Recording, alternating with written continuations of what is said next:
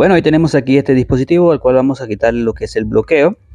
Nos vamos lo que es a llamada de emergencia, no vamos a utilizar la PC.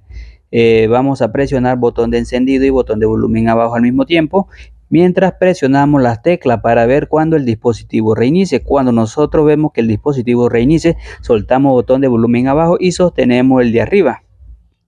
Vamos a sostenerlo, vamos a contar 5 segundos y ya podemos soltar el botón de encendido. Y así vamos a entrar al modo recovery. Ahora nos desplazamos donde dice Wipe Data Factory Reset. Con encendido seleccionamos, bajamos y con encendido volvemos a seleccionar. Y para reiniciar el dispositivo con encendido, reiniciamos este dispositivo. Ahora vamos a esperar unos segundos hasta que termine de reiniciar por completo para darle la siguiente configuración.